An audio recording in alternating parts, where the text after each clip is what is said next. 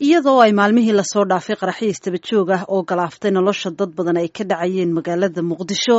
ayaa markii ugu horeysay gudoomiyaha gobolka Banaadir Cabdiraxmaan Cumar Cismaan Yariisa oo shir jaraa'id qabtay oo sheegay in la bilaabayo howlgallo dhinaca amniga lagu sugayo magaalada.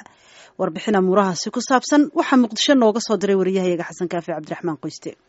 gudoomiyaha gobolka Banaadir oo fiidnimadii xalay shir jaraa'id ku qabtay magaalada Muqdisho ayaa sheegay in howlgallo amniga lagu sugayo ay ka bilaaban doonaan caasimadda Muqdisho waxaana shacabka uu ka dalbaday inaysan dhibaato u arkin xirnaanshaha wadooyinka Muqdisho.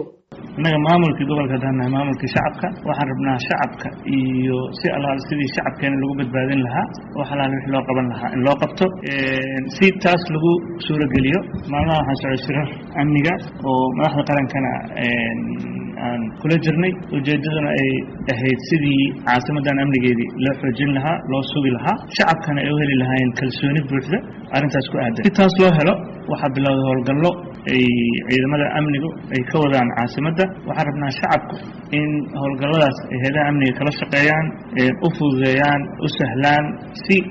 aan amnigu waa waxaan wada leenahay aan wada ceshano waa dareemi karnaa in culaysyo ka imaan karaan howlgallo haddii la qaadayo oo guryihii la baarayo oo xaafadihii la tegayo taasna waxaan rabnaa in culeysyadaas jiro dulqaad la muujiyey sabir. dhanka kale wareegto ka soo baxday xafiiska madaxweynaha Soomaaliya Maxamed Cabdullaahi Farmaajo ayaa isbedel xoog leh loogu sameeyay taliska ciidamada xoogga dalka Soomaaliya. isbedelkan ayaa lagu sameeyay qaybo kamid ah hoggaanka ciidanka xoogga dalka waxaana sababta lagu sheegay inay la xiriirto dib u habeynta ciidamada Soomaaliya gaar ahaan kuwa difaaca. Sarreeygaas Cabdi Xasan Maxamed oo ahaa u qaybsanihii militariga ee safaaradda Soomaaliya ee dalka Sacuudiga ayaa loo magacaabay taliye ku-xigeenka ciidanka xoogga dalka.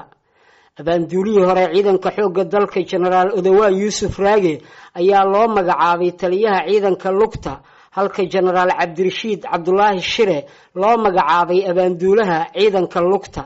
sidoo kale Admiral Guuto Cabbaas Amiin Cali ayaa loo magacaabay taliyaha ciidanka badda Soomaaliya. ugu dambeyntii arrintan ku saabsan xaaladda nabadgelyada dalka gaar ahaan tan magaalada Muqdisho ayaa waxaa xalay kulan degdeg ah ka yeeshay golaha wasiirada Soomaaliya waxaana kulanka uu shir gudoominayay ra'iisul wasaaraha Soomaaliya Xasan Cali Khayre warbixin looga dhageystay wasiirada amniga iyo gaashaandhigga ee xukuumadda federaalka Soomaaliya. golaha xukuumadda ayaa isku raacay in si aad loo adkeeyo amniga caasimadda lana dardargeliyo fulinta qorshaha dalka looga xoreynayo ururka Al-Shabaab. muddooyinkii ugu dambeeyay ayaa waxaa qaraxyo xiriir ah oo sababay dhimasho iyo dhaawac iyo burbur hantiyeedba ay ka dhacayeen magaalada Muqdisho waxaana ay dadku ka dhursugayaan waxyaabaha ay amniga Muqdisho ka bedeli doonaan howlgalkan la sheegay inay ciidamadu ka bilaabayaan magaalada Muqdisho iyo isbedelka lagu sameeyay qaybo kamid ah hoggaanka taliska ciidamada xoogga dalka. Xasan Kaafi Qoyste VOA